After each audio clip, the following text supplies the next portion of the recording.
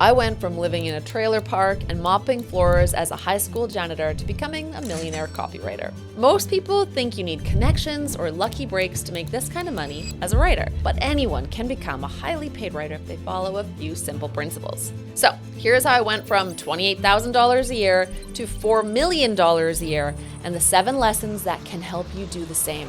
First lesson, kill your ego or it will kill your career. I grew up one of 5 kids. My dad was a truck driver, my mom stayed home. When I was 8, my parents got divorced. We moved into my grandmother's 3-bedroom apartment. 5 kids and my dad just crammed in there. And my grandma, my nana, slept on the couch so we could all have rooms. Now, as the 4th of 5 kids, I wore hand-me-downs from everyone above me, even below me. Even boys' clothes. But in high school, I got a job as a janitor at my own high school. So I'd sit in chemistry class. Then after school, I started my shift mopping those same hallways. Other kids would hang out while I was emptying trash cans.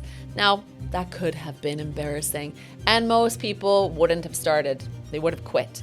Their ego would keep them broke. But I learned how to kill my ego and just do what needs to be done. I babysat constantly. Additionally, I was always working, always doing whatever it took to make money, and this actually set me up for becoming a millionaire. Now, here's what separated me from some of my siblings. So we all grew up in the same trailer park. A couple of them walked away thinking, I never want to think about money again. My eldest brother moved to Mexico where he could live super cheaply.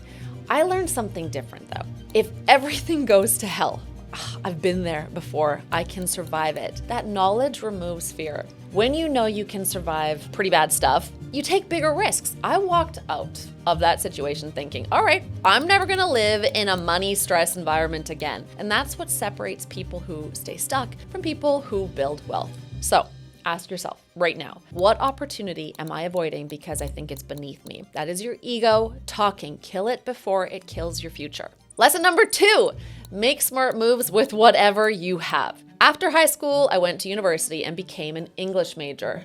Not exactly a money-making degree. I worked as a waitress, took student loans, won some creative writing awards that helped with tuition, but I was still broke. After graduation, I got my first real job as a copywriter at an agency. $28,000 a year. I had no idea what copywriting even was, but I slowly learned how to do my job. And here's where things changed. So the housing market at the time was pretty hot. Everyone around me was buying property, but they all had money. I had almost nothing, and student loans, and a $28,000 salary. But there's an opportunity. So I bought a very small condo with almost no money for a down payment. Then a few months later, sold it, bought another one. I think it was 2007, flipped that one too. And by the time I was 27, I had paid off all of my student loans. I looked around at my coworkers who'd had a head start, and I had finally caught up to them. Here's what most people miss. They wait for the perfect moment. They wait for more money or the right career opportunity, but timing beats money almost every single time. I was making $28,000 a year and I still managed somehow to flip real estate and get debt-free.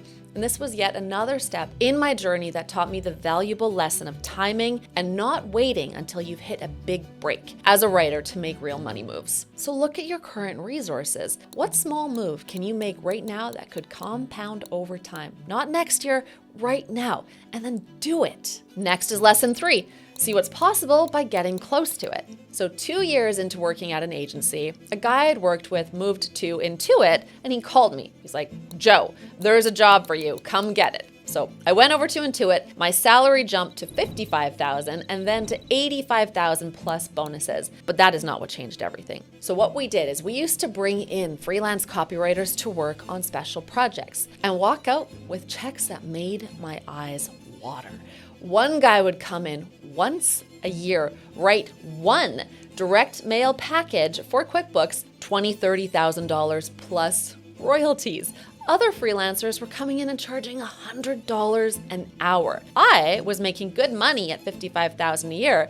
I was working 40 plus hours a week, but I could be making so much more. And that's when the ceiling in my head shattered. But then fear kicked in.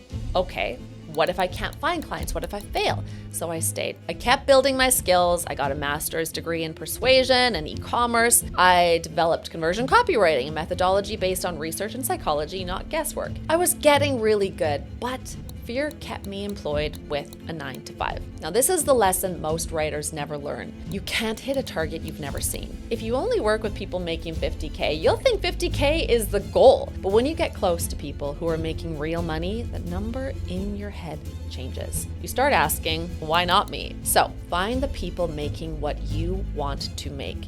Join their communities, work for them if you have to. You need to see it before you can become it. Number 4 is a weird story, but it was the turning point in my money-making journey. So we had a team building event at my job that was a musical challenge. The group got divided into teams, and in 1 hour, your team had to learn an instrument and then perform together. Everyone in my group sprinted to grab instruments, guitar, drums, bass. Within seconds, everything was taken. So I'm standing there alone and I realize I'm the singer. Now here's the problem. I cannot sing. Years earlier in Japan, people had asked me to do karaoke. They were so excited. Joe, get up, sing. Then I opened my mouth and they literally were like, never mind, sit down. But now here I am at work, about to sing in front of all of my peers. I could have faked sick, but I thought, okay, look, if they can learn actual instruments in an hour, I can figure out how to fake singing for one song. Here's the critical part. I didn't tell anyone I couldn't sing. I didn't apologize in advance. I just committed fully and with confidence. We performed, and afterward, people actually came up to me and said, Joe, you're a rock star. Who knew you could sing? That moment taught me what leadership actually is. It is not about being the best. Leadership is about stepping up when no one else will. Confidence isn't about being good at something. It's about committing fully despite the fear. And this lesson would come full circle about a year later when I quit my job at Intuit. In that moment, that fear about going freelance vanished because I had no choice. I had to face it. And because of that singing moment, I knew I could do it. So ask yourself, what is the scary thing you're avoiding right now?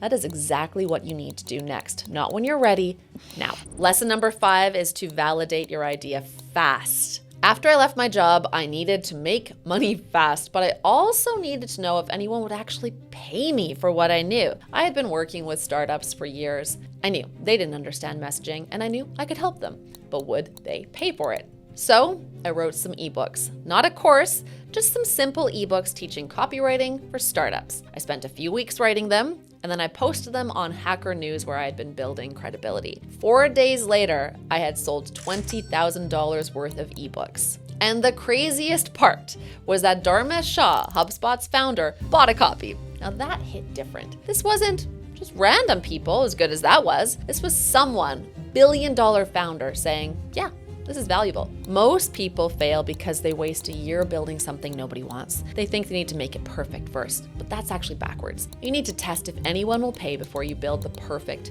version. $20,000 in a few days told me everything I needed to know. That's when I started taking on clients. My first big one wanted help with messaging. We would meet once a week for an hour, and I charged them $5,000 a month for 4 hours of work. $5,000. I had gone from watching freelancers charge $100 an hour to now charging 10 times that. And that's when I realized it was all worth it. So think about this. What idea are you sitting on right now? Just build the simplest version. Put it in front of real people this week. You will learn more in 7 days than in a year of planning. Lesson 6 is say yes more often. Once I had clients and revenue, I faced a new problem. How do I reach even bigger opportunities? So I made a decision. I'm going to say yes to everything. Someone wants me on their podcast with 2 listeners? Yes. Someone wants me to speak at their tiny conference and I am terrified of public speaking? Yes. Someone wants me to run free split tests? Yes. I'll do it for the case study. That led me to speaking at MicroConf. There were maybe 250 people in the room, but Brian Clark from Copyblogger heard about my talk and he reached out to me, then Unbounced It, then MozCon. Suddenly, I'm speaking in front of 1,000 people. Founder Magazine put me on their cover, and that all exposed me to completely different audiences. And better yet, I introduced the method I had coined in my 20s, conversion copywriting. It became my thing. People started saying Joe invented conversion copywriting, and I became known for something. And that got me even further. The startups that I worked with in 2011 were small, they were scrappy. I said yes anyway, I loved it. Then they got acquired, and their teams moved to Adobe, to Microsoft, bigger enterprise companies. And guess who they brought with them? Me. That is how you get six-figure projects, seven-figure projects. You say yes early when they're small. You add value. You're learning at the same time. And when they blow up, they remember you. By this point, I was making $500,000 to $700,000 a year. I wasn't paying myself all of it. I was reinvesting it and building a real business. So think about what opportunity you're saying no to because it seems too small. The person with the 2 podcast listeners today might run a media empire in 5 years. Show up when nobody else will. And the final lesson is what finally made me a millionaire. Scale your knowledge, not just your time. By 2015, I had a problem most people would kill for. I was making about $700,000 a year. Everything was good, but I had hit a ceiling. I mean, there are only so many hours in a day. Then I realized something. Every client I worked with had very similar questions, had the same problems. I was teaching the same lessons over and over to their teams. What if I taught them once and delivered it infinitely? I created Copy School. Every training inside of it was for the version of me that was just starting at that first agency job. Lost, confused. I built it to teach the system because copywriting doesn't have to be guesswork. There are frameworks, there are formulas. You can learn this stuff. 1 year later, I had about 20,000 people on my email list. They had watched me share value for years. They trusted me. I launched Copy School, and my first launch, I made $500,000. Second launch, $700,000. Third launch, we were finally over that 1 million mark. After that launch, my net worth hit around $2 million, and there I was, a millionaire. It still doesn't feel real, and I know I have a long way to go before I feel like truly set financially living off interest, but when I reflect on that fear I had back when I was in-house, the fear of going freelance and going hungry, I realize I was selling $1 million life for $85,000 a year. When I see others doing the same, it breaks my heart. You will never get rich trading hours for dollars. Even at $1,000 an hour, there's a ceiling. But when you package your knowledge into a product, something scalable, you sell it once, it delivers infinitely. That's the difference between a high-paid freelancer and a millionaire. So ask yourself, what do you know that others would pay to learn? Package it, sell it, deliver it infinitely. That's how you scale past your own time. These were the 7 lessons that took me from $28,000 a year to multiple 7-figure launches. But if you are serious about becoming a millionaire writer, you need to understand the hidden mechanisms that make people buy from you. So watch this next video and I will show you the 5 levels of persuasive writing that get people to say yes almost every time.